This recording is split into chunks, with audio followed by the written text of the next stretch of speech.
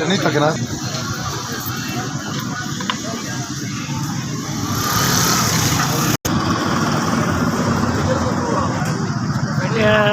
मोती की खुशबू है, रोटी कमानी है हक लाल। गरीब आदमी है क्योंकि मैं अपने किसी के हथ नहीं फैला सकता।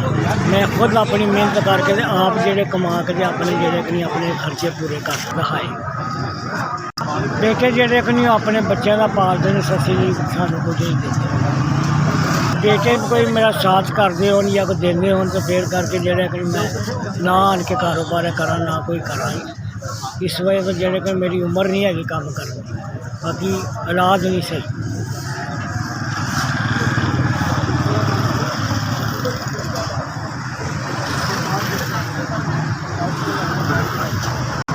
मैनू हो गई कोई साल को 1.5 साल हो गया, बेगम फौत हो गई है। इस वास्ते जेडे मैं खर्चे खुद आप बर्दाश्त करना आप करना, किसी के हाथ नहीं फैला सकता। मेरी मोबाइल मैं रखे ही नहीं गा, ना मैं कोई मोबाइल चला सकता।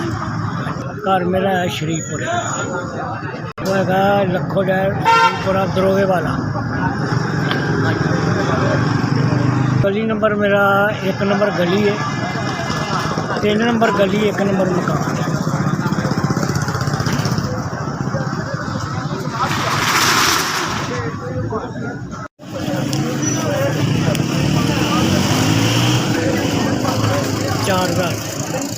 4,000 रुपया भेजे अल्लाह पाक आखरत उन्होंने अच्छी करे। उन्होंने बच्चे अल्लाह पाक जेडे कि लैक करे, दूर से सदके उन्हें तलीम बच्चों की अच्छी हो, अल्लाह पाक के घर च रंग लग जाए, अल्लाह पाक ने रहमत कर दे, दूर से सदके के कारोबार च बरकत आए जी। मैं बहुत शुक्रगुजार उन्होंने जिन्होंने मेरे नाल हेल्प की है, इमदाद की है।